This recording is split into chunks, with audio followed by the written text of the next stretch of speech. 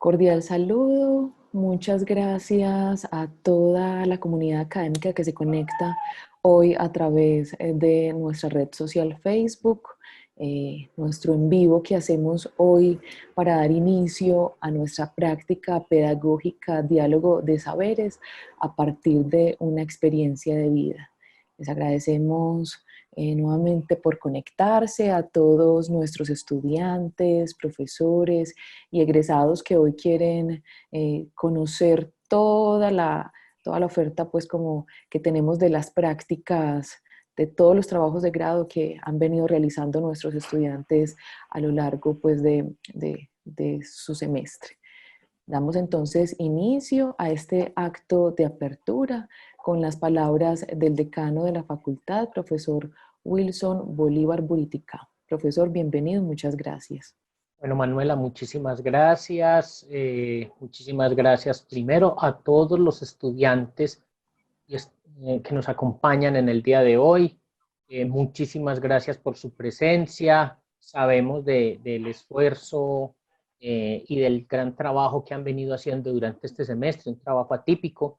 Mi saludo a la señora jefe del Departamento de Pedagogía, la profesora Viviana, profesora Mónica también, que nos acompaña a todo el equipo de comunicaciones y, pues, como les decía, a nuestros estudiantes y profesores y profesoras que nos han estado acompañando en este semestre.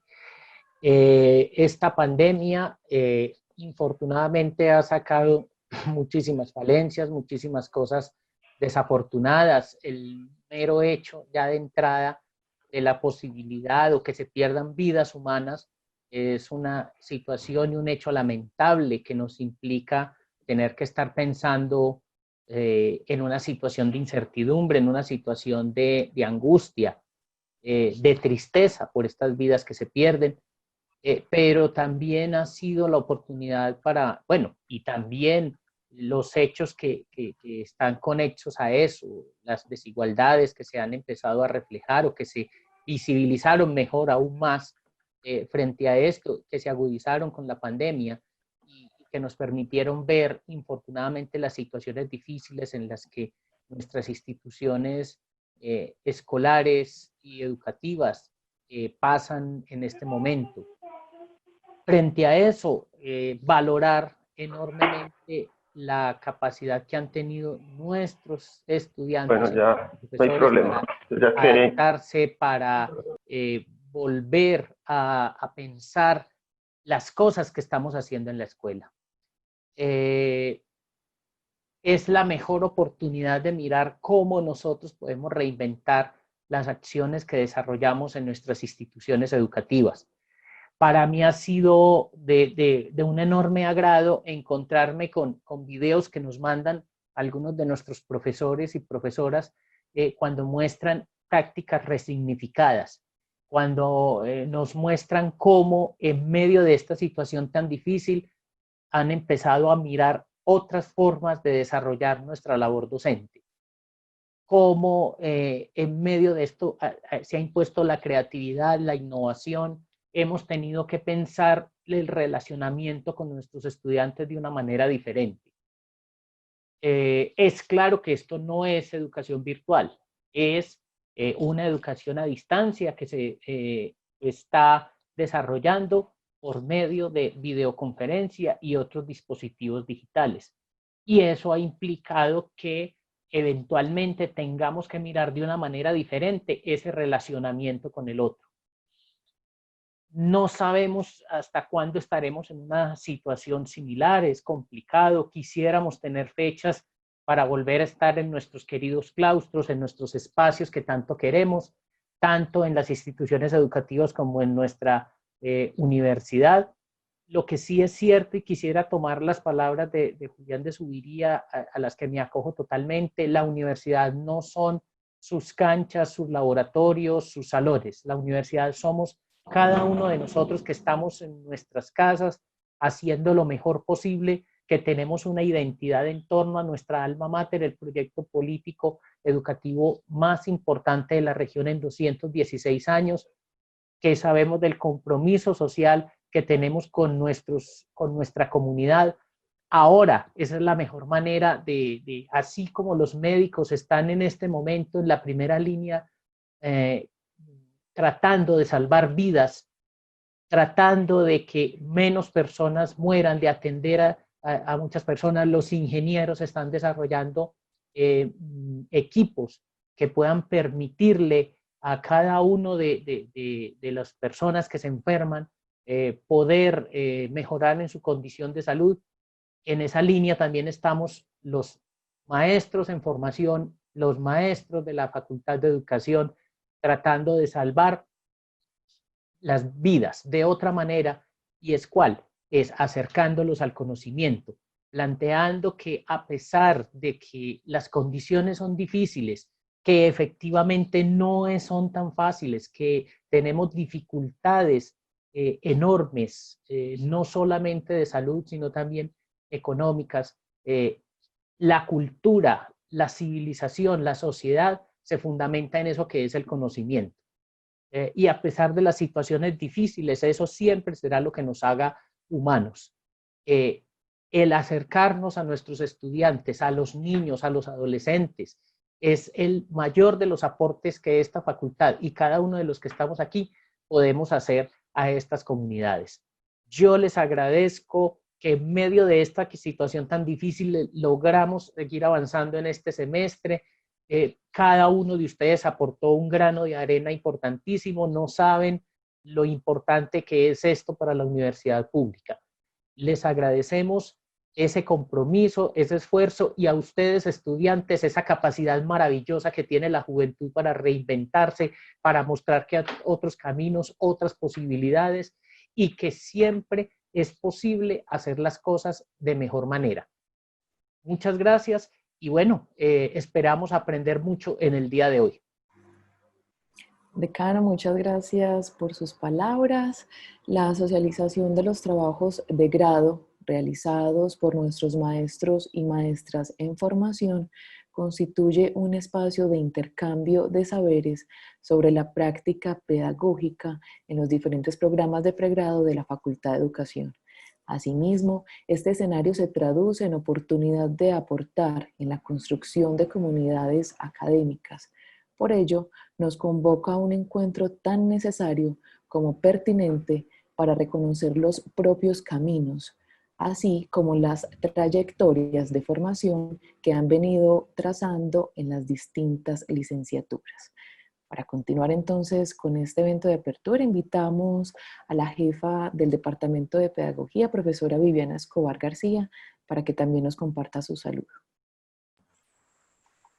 Gracias, Manuela. Buenos días para todos y para todas.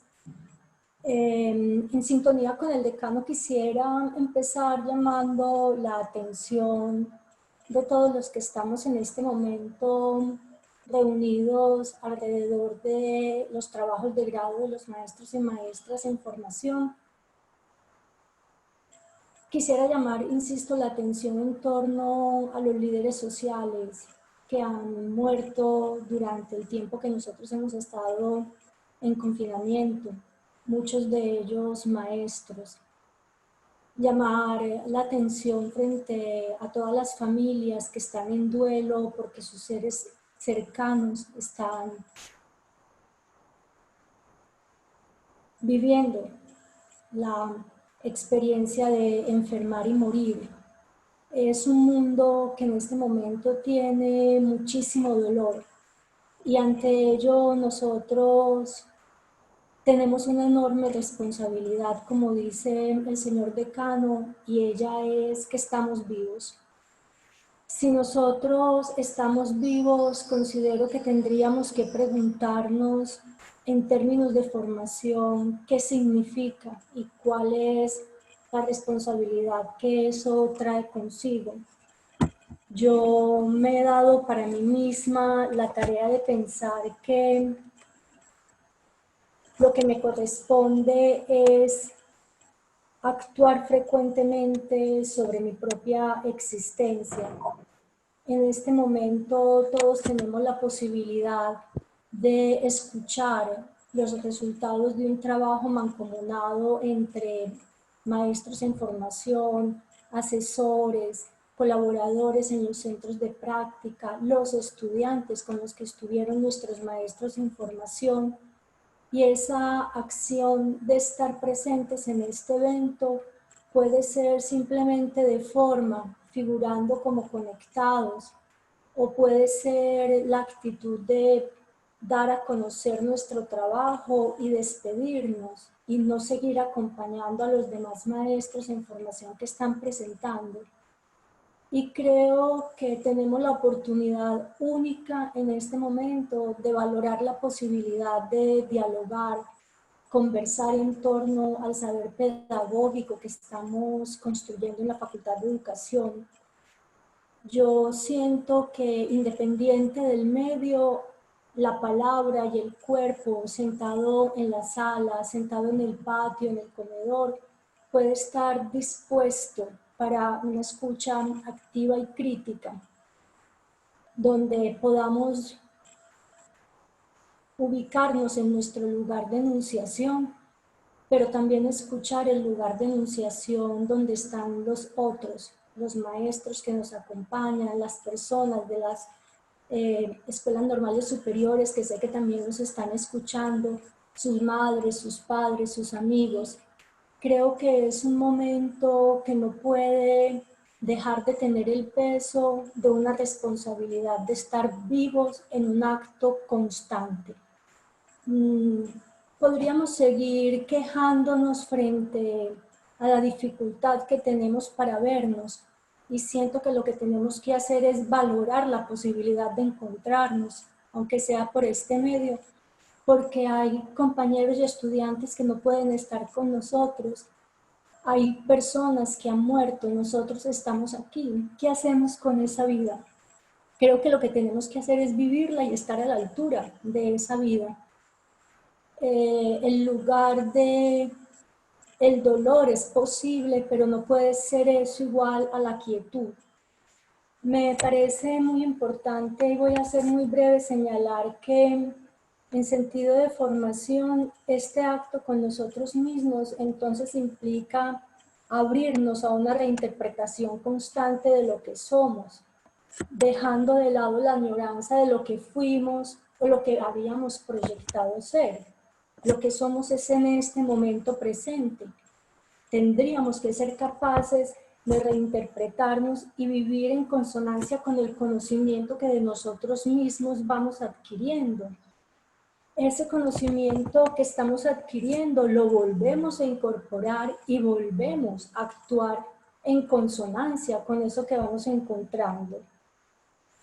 Si eso es entonces formarse, nosotros tendríamos que ser capaces de dar los pasos necesarios para ello. En un sentido nietzscheano, eso implica, por ejemplo, ser exigentes con nosotros mismos, dejar de lado una postura complaciente para la que siempre vamos a tener argumentos. Es que yo no quiero que sea de modo virtual, es que yo quiero ver a mi estudiante, quiero ver a mi compañero, y eso podría ser realmente un argumento de porte político para no estar, pero también puede ser una actitud de autocomplacencia para no asumir las dificultades que la vida va trayendo. También implica estar atentos al autoengaño. Insisto, en sentido nietzscheano, nosotros somos muy capaces de darnos razones y justificaciones para no asumir el riesgo de estar vivos. Por lo tanto, la verdad no es entendida, o la verdad sobre nosotros, no podemos entenderla como un objeto de descubrimiento, sino como la capacidad creativa de actuar sobre lo que somos. Y entonces tendríamos que ser capaces de darnos leyes a nosotros mismos. Una ley, por ejemplo, sería no convivir con la injusticia, no guardar silencio porque tengo miedo. Y entonces ahí podríamos saber que estamos en el presente, ubicados no como parte del rebaño, sino que estamos en el presente con la capacidad de creación de un mundo nuevo. Con esto voy a terminar. A mí me da la impresión que todos al principio de estos tiempos de pandemia aspirábamos a que saliéramos de ella y que el mundo fuera mejor. Poco hemos dicho sobre que esa es nuestra tarea. Los que quedamos vivos, a pesar del duelo por nuestros tíos, nuestros hermanos, nuestra madre, nuestro padre, que pueden morir o que ya han muerto, es nuestra tarea construir el cambio. Tenemos la oportunidad puntual de hacer modificaciones en la manera en la que nos relacionamos con el conocimiento, con la escuela, con el saber, con la enseñanza, con el aprendizaje. La pregunta es si hemos postergado eso para cuando salgamos de la pandemia o lo hacemos ya. Porque es ahora cuando nosotros podemos realmente dar los pasos. Y en sentido nietzscheano, eso significaría aceptar responsablemente que lo que nosotros hacemos es lo que somos. Nosotros no somos lo que aspiramos. Nosotros no somos lo que decimos. Realmente lo que concreta lo que somos es lo que hacemos. ¿Qué hacemos con nuestra vida? Con estas palabras quiero convocarlos a que hagamos de este evento de socialización de las prácticas, este evento de socialización de los trabajos de grado, algo memorable, algo maravilloso, que el tiempo que estemos en las mesas lo vivamos a plenitud, que escuchemos, que discutamos, que preguntemos, no cumplamos requisitos, cumplamos responsablemente con nuestra vida y con nuestra existencia, porque es lo que nos toca, aquellos que estamos presentes aún. El comité de práctica, comunicaciones, la facultad de educación, el decano, las señoras del aseo que están en sus casas o en la universidad, todos han hecho su mejor esfuerzo para disponer este tiempo y este espacio. Están listas las mesas. La idea es que nuestra presencia esté a la altura de ese gran esfuerzo que todos han hecho para que podamos aprender de temas tan variados, tan interesantes que hay en las mesas de trabajo. Es una invitación que puede sonar inclusive poco cortés, pero la vida no es cortés. La vida es algo que está transcurriendo constantemente y lo descortés es dejarla pasar. Lo descortés es no darnos cuenta de la vida que tenemos como una posibilidad y en este momento la posibilidad es a las 10 de la mañana estar en la primera mesa y estar ahí completos, atentos, conscientes, entregándonos plenamente y aceptando plenamente y con la alegría todo lo que ahí se nos va a dar. Gracias, Manuela. Profesora Viviana, muchas gracias por su reflexión. Les recordamos a todas las personas que se conectan que toda la programación que tenemos para ustedes de práctica pedagógica, diálogo de saberes a partir de una experiencia de vida, la pueden encontrar en la página de la Facultad de Educación.uda.edu.co y además en nuestras redes sociales. Invitamos entonces a la profesora Mónica Moreno Torres para que nos comparta ya su reflexión sobre el quehacer de maestros y maestras en medio de la contingencia actual. Profesora Mónica, bienvenida y muchas gracias por este espacio. Bueno, buenos días a todos y a todas, al decano, a la jefa de pedagogía, a comunicaciones, a todas las personas que han hecho posible este evento. Un agradecimiento al comité de prácticas por la invitación que me hacen.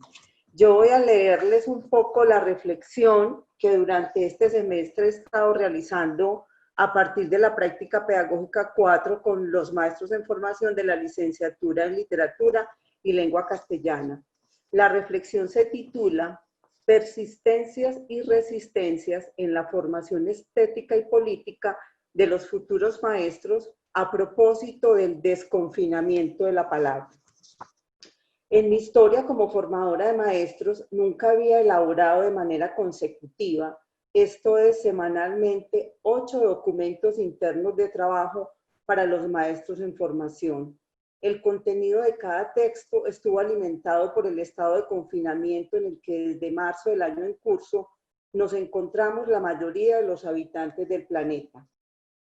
Pasar de una formación presencial a lo que algunos llaman una educación remota, a distancia o virtual, significó para los maestros en formación y los formadores un cambio intempestivo que modificó de manera sustancial nuestros cuerpos, ritmos de trabajo, formas de ser y hacer con los otros. El desconcierto de los maestros en formación se presentó de múltiples maneras, pero quizás la que más llamó mi atención fue el silencio y el distanciamiento. Algunos dejaron de responder los correos, a las invitaciones a formar grupos de WhatsApp con la intención de generar una mayor cercanía. No había respuesta telefónica y menos respuesta a las actividades del seminario de práctica. Esta situación me llevó a la necesidad de proponerles que ante la incertidumbre que nos asistía, era necesario otorgarle a la palabra el lugar que históricamente la había distinguido, y qué mejor manera de hacerlo que recuperarla llevándola de la mano del prefijo des, desconfinados de palabra y de acción.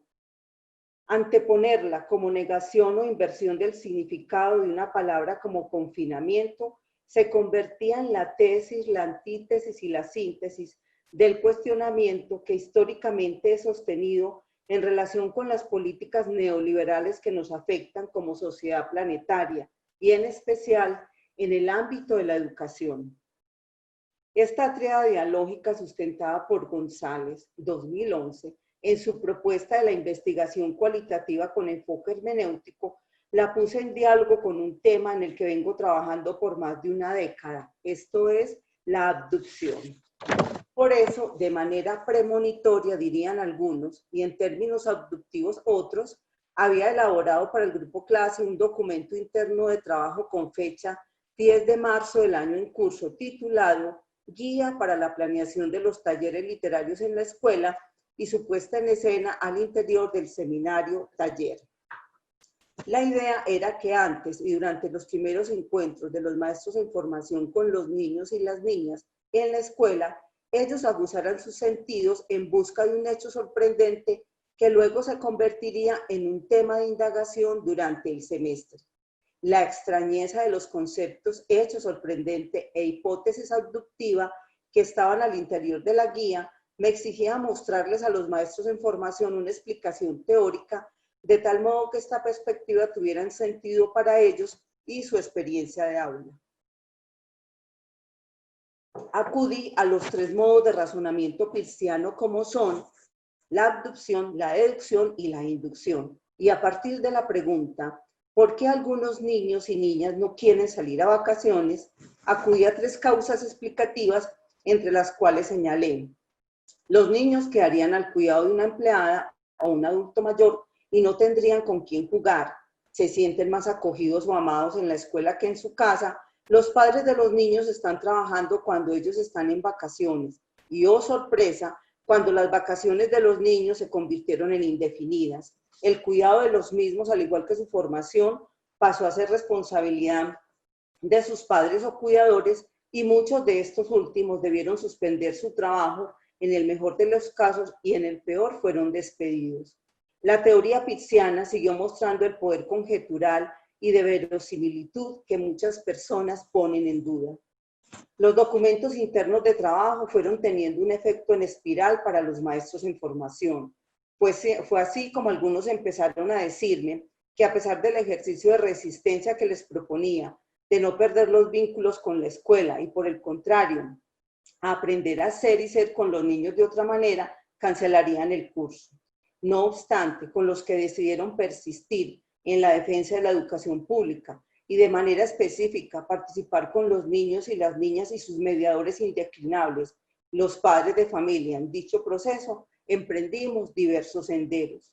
La rosa de los vientos que nos fue llevando a diferentes puertos tenía como horizonte de sentido la formación estética y política que hacía parte de los propósitos del curso. El tercer elemento de este binomio sería la creación de una estrategia didáctica que tenía como promesa la configuración de una mediación estética, entendida como la escritura de un cuento, un poemario, un cancionero, un diccionario semántico, entre otros. Poner entonces en movimiento la espiral significaba pensar en cuál debía ser la piedra de toque que seguiría despertando en los maestros en formación su capacidad crítica y el deseo de saberse y sentirse formadores de lectores literarios infantiles en casa. Era perentorio poner en duda la estrategia de confinamiento en la que nos encontrábamos, pues sus efectos sociales, políticos, económicos, culturales y pedagógicos los comenzamos a sentir con el cierre de muchos establecimientos públicos y sobre todo con el intencionado, entre comillas, distanciamiento social. En los 2 primeros meses de confinamiento, las redes sociales cumplieron un papel fundamental, pues en muchos casos decían aquello que los gobiernos ocultaban. Del conjunto de mensajes que llegaban por dichos medios, había uno que sobresalía y se convirtió en el detonante abductivo de la triada dialógica que mencioné más arriba. Me refiero a las teorías de la conspiración. Le reenvié a los maestros en formación las diferentes versiones que este grupo de desconfinados de la palabra mostraba para explicar las hipótesis que desde hacía muchos años los ambientalistas, sumados a los dueños del poder político y económico del planeta, habían anunciado en diferentes eventos, especialmente en los convocados por el Foro Económico Mundial que se realiza anualmente en Suiza. Sugerirle a los maestros en formación visitar el sitio y luego ingresar a dicho canal nos permitió tomar una mayor conciencia social, política, educativa y ambiental de lo que estaba sucediendo.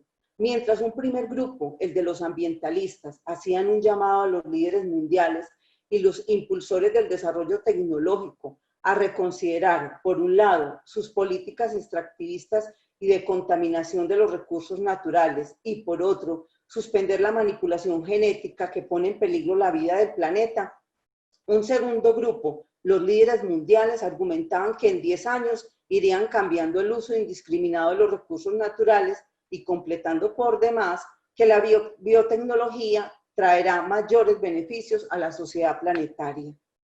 De manera particular, este tema llamó la atención de uno de los maestros en formación, Daniel Taborda Castañeda, quien formuló su hipótesis abductiva y, hecho sorprendente, con base en lo planteado en el párrafo anterior y quien señala lo siguiente. Dice este maestro en formación: esta tercera fase de la hipótesis abductiva está enfocada en varios autores que me permiten explicar el lugar del lenguaje y la literatura en la escuela.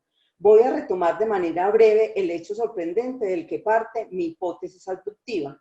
En este hecho, acudo a las teorías de la conspiración que surgen a raíz de la pandemia como suceso planetario. Si ponemos en relación los planteamientos de algunos conspiradores con las ideas de escritores de literatura infantil como Chambers, 2008, e historiadores como Harari, 2014, podemos observar que ambos reconocen la importancia del chisme y la ficción para el desarrollo del lenguaje y la humanidad. El primero dice, el chisme que trata de llegar a la esencia de algo, de concentrar nuestra experiencia en vez de desplegarla, tiende a convertirse en poesía. Y el segundo plantea que en el proceso de evolución de la humanidad existían distintas especies de Homo, pero fue el Sapiens quien tuvo la posibilidad de conquistar el mundo, abro comillas, al sustituir a todas las especies, quien tuvo la posibilidad de conquistarlas. Su crecimiento se volvió incontrolable, convirtiéndose la ficción en una alternativa para la sobrevivencia de los mismos. Este es un trabajo de clase del 2 de julio de este año. En relación con la mediación estética, los temas que están abordando los maestros en formación son los siguientes: la desmitificación de la muerte, la contaminación ocasionada por los tapabocas cuando son desechados, un diccionario semántico que muestra la importancia de los animales diminutos para la conservación del medio ambiente, el chisme y la ficción, los artefactos caseros como máquinas que al ser herederas del desarrollo tecnológico son la puerta de entrada a un análisis crítico de su injerencia en la sociedad, y una estética de la diferencia que retoma de los amigos imaginarios de los niños y las niñas, los relatos de aventuras y las vicisitudes del alma infantil. Dichos temas nacen de las afecciones corporales de los maestros en formación, cuando comenzó nuestro estado de confinamiento, y estas, parafraseando sus palabras, se convirtieron en el antídoto a la soledad, la depresión y la incertidumbre que los embargan. También analizamos las medidas preventivas, económicas y políticas del gobierno nacional y de manera especial realizamos una mirada crítica en relación con la alternativa del Ministerio de Educación Nacional al proponerles a las instituciones la modalidad de educación remota con el apoyo de las TIC. Algunos, en sus hechos sorprendentes e hipótesis abductivas, llegaron a reconocer que las TIC eran la mejor alternativa. Sin embargo, cuando comenzaron la interacción con las cooperadoras y en algunos casos con los niños y las niñas, se percataron de que el acceso y uso de estas herramientas sigue estando en manos de quienes tienen condiciones económicas para ello. Esta realidad nos mostró, como diría Rosa María Torres en su poema Escuelas verdes, azules, rojas y rosadas, que estamos ante una escuela cuyos rostros se siguen resistiendo a la indiferencia del Estado. El sistema azul, por ejemplo, abro comillas, pronto dejó en evidencia sus desajustes y problemas.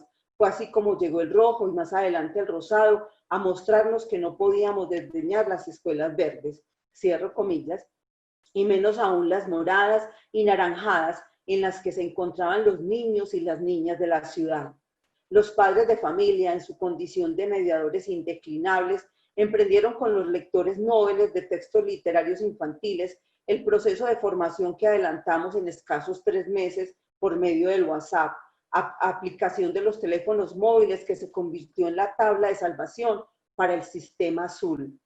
Y no solo para dicho sistema, pues también hizo posible que los niños y las niñas la utilizaran con la ayuda de sus padres, poniéndose en diálogo el amor y la imaginación entre padres y hijos, nutriéndose así sus creaciones en casa, que después compartieron con los maestros en ejercicio y en formación.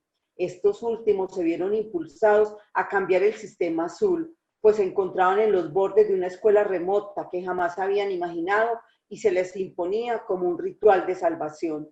No solo por la defensa de la vida, debido a la existencia del virus, sino también porque, como lo expresa Freire, 2012, se encontraban en un estado de incertidumbre que los convocaba, abro comillas, al ejercicio de la curiosidad, a la imaginación, a la intuición, a las emociones, a la capacidad de conjeturar, de comparar, cierro comillas. Todo ello con la intención de hallar un objeto sensible de cognición que hiciera posible la emergencia de una razón sensible, como diría Maffesoli, en busca del desconfinamiento de la palabra. Finalmente, hago un reconocimiento a los maestros en formación, los maestros en ejercicio y todas aquellas personas que confiamos en el amanecer de una poética planetaria que nos acoja en libertad y en bienestar. Muchas gracias.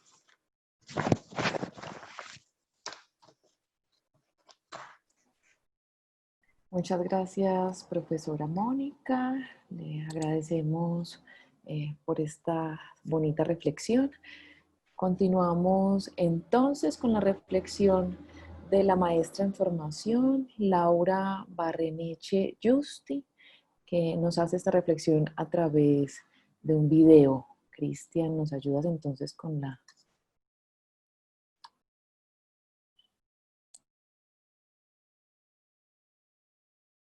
Por invitación de la Coordinación de Prácticas y de la Facultad de Educación, hoy voy a compartir con ustedes algunas reflexiones alojadas en un texto que escribí durante el confinamiento y del curso de Práctica Pedagógica 4. Voy a hacer lectura de algunos apartes del texto y voy a acompañar la presentación con algunas fotografías e imágenes que lo acompañan. El texto se llama Rompiendo el cascarón. Las reflexiones que consigno aquí responden a recuerdos. Dada la imposibilidad de habitar la escuela y según las condiciones del confinamiento, los días han estado poblados de reminiscencias de lo que fuera la escuela, la que viví y la que esperé habitar durante el semestre, pero también de deseos de querer volver a una escuela diferente, según las características de una nueva normalidad.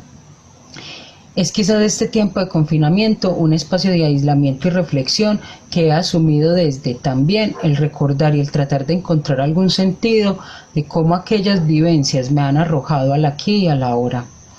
Las siguientes anotaciones las haré según 3 líneas conductoras. La primera, realidad real. La segunda, realidad virtual. Y la tercera, una realidad deseada o una realidad pospandemia. Realidad real. Yo no quise ser profesora, o al menos no fue un deseo que estuviera presente en la infancia o adolescencia. De pequeña siempre quise ser escritora y solo deseaba ir a la escuela esperando encontrar un lugar como el hogar infantil, primer centro educativo que habité y del que aún conservo señas de aprendizaje.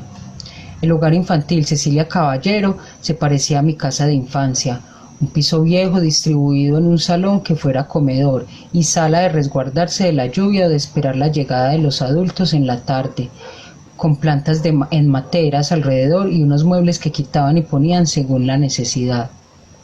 En el hogar infantil, como en casa, estaba con un primo. Tal vez por ello ir cada mañana a ese lugar era dichoso. Juntos nos apropiamos de ese lugar que por fuera veíamos como un castillo.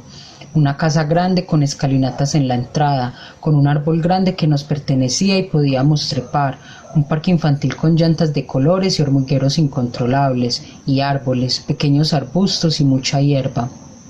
Estar afuera era emocionante, siempre encontrábamos algo para hacer.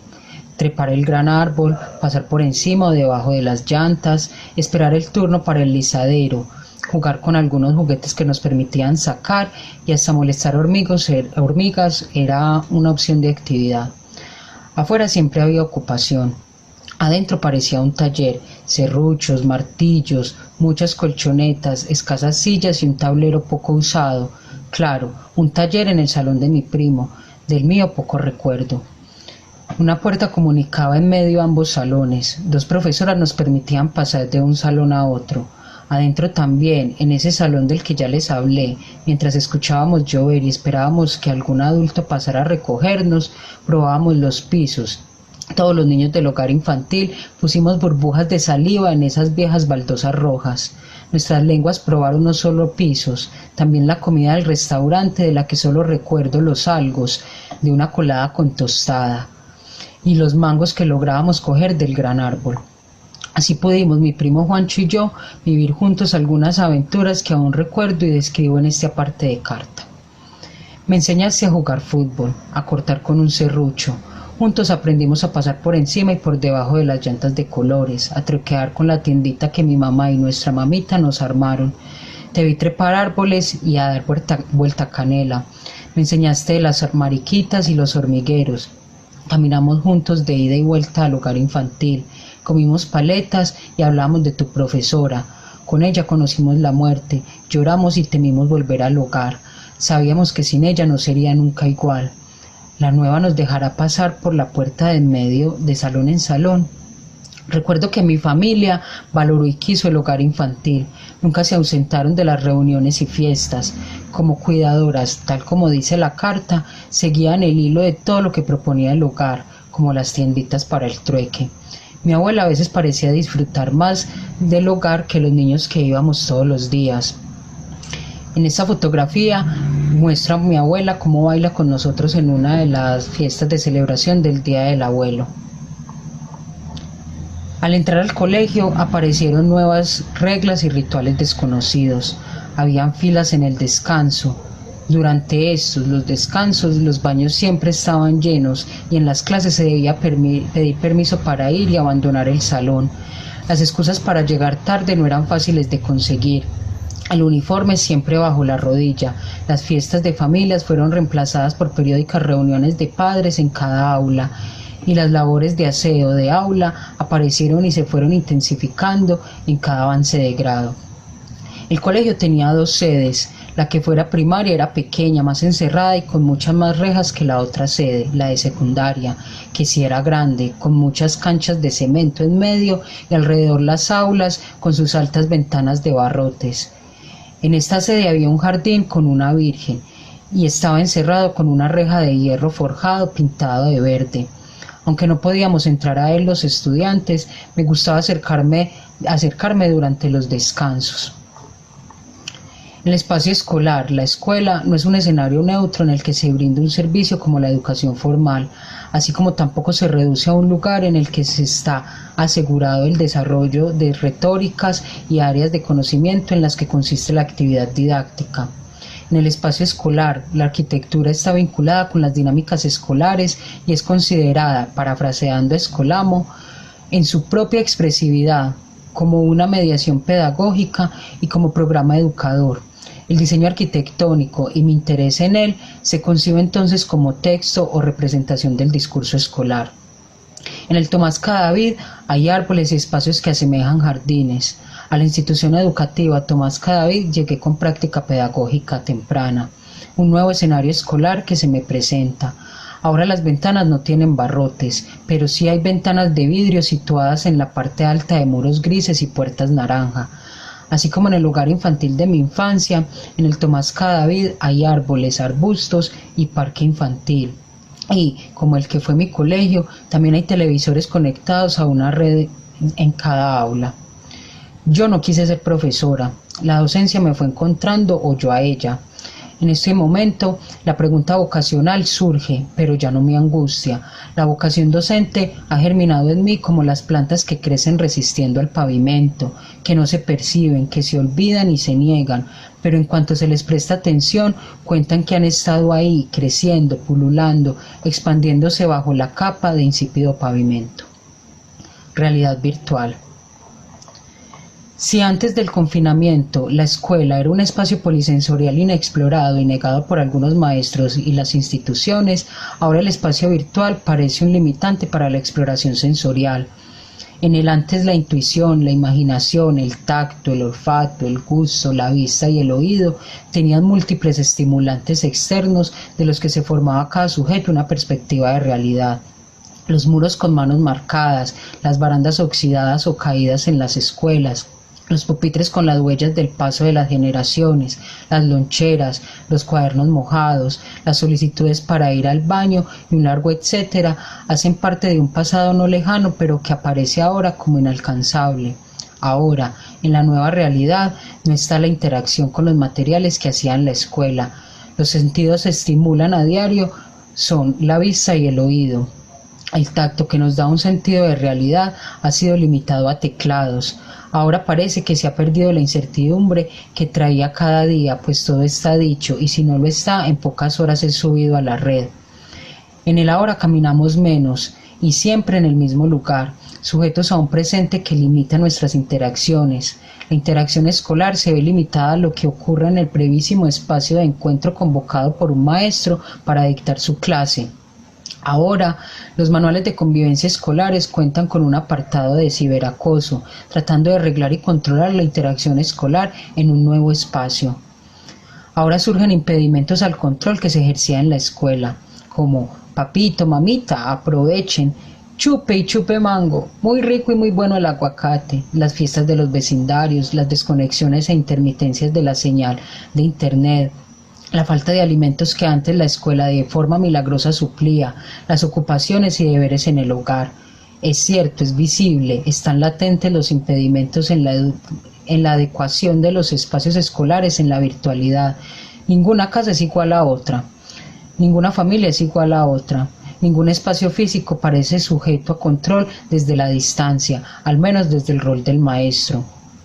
La revolución virtual ha implicado cambios en los paradigmas hegemónicos. Pensando específicamente en la escuela, el habitar el espacio virtual ha propiciado en mí la emergencia de interrogantes acerca del rol de los maestros, la interacción escolar y el habitar un espacio que nos obliga a concebir el mundo de manera diferente. ¿Qué sucede con el otro real? ¿Qué es lo que existe? ¿Cuál es el sentido de la enseñanza de unos contenidos?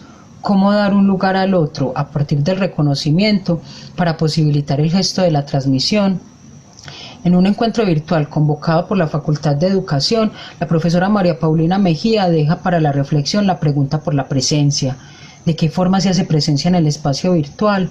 Un espacio que, como ya lo he dicho, limita la percepción, pero rompe los límites espaciotemporales.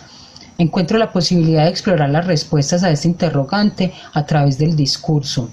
Pues este no es un gesto muerto, es más bien la expresión del diseño arquitectónico de los procesos mentales que nos ponen en interacción con el mundo. Los discursos no son inhabitados, somos textos andantes.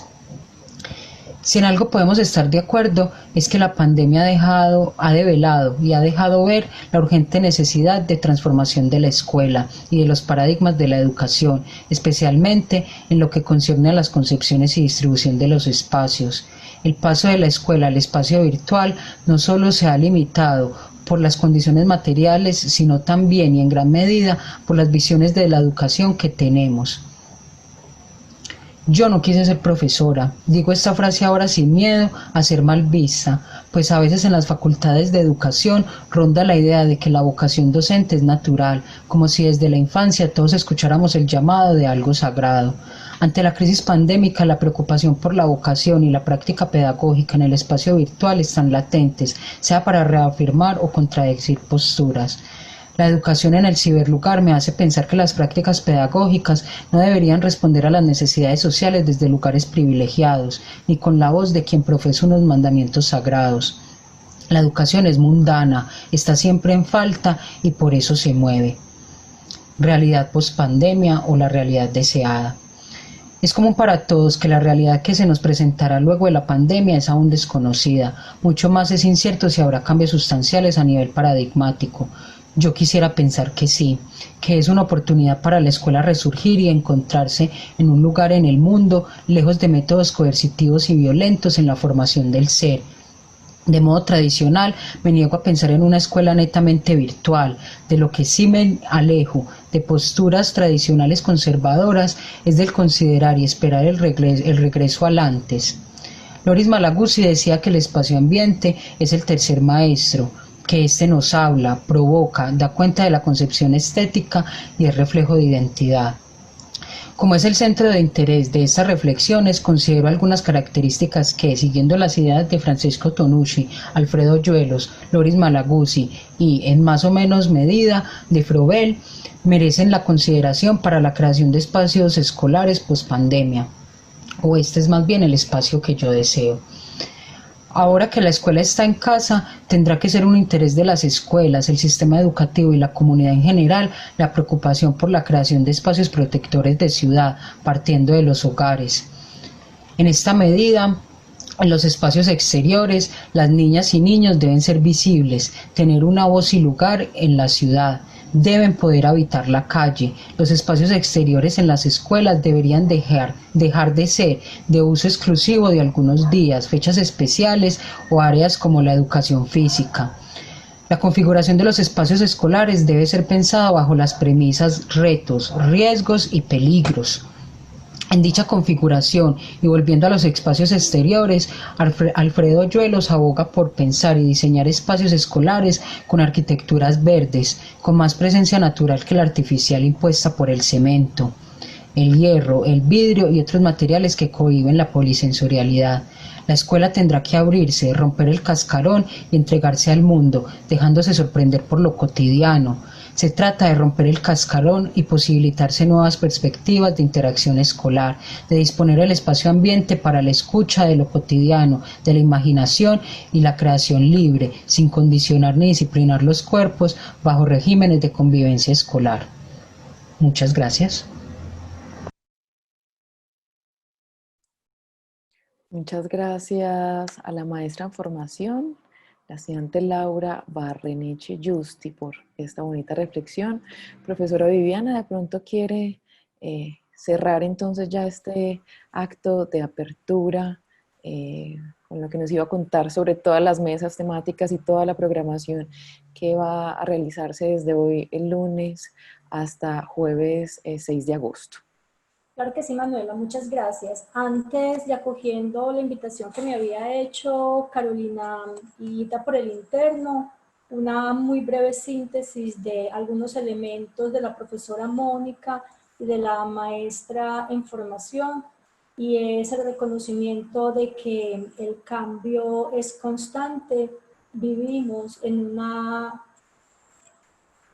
inestabilidad constitutiva de la vida y esa inestabilidad no nos puede a nosotros impedir el movimiento.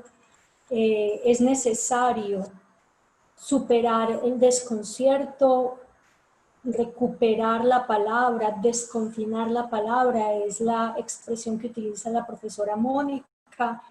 Urge resistirnos, no perder los vínculos, persistir, estar atentos a aquello que la vida trae, indagar, sorprendernos.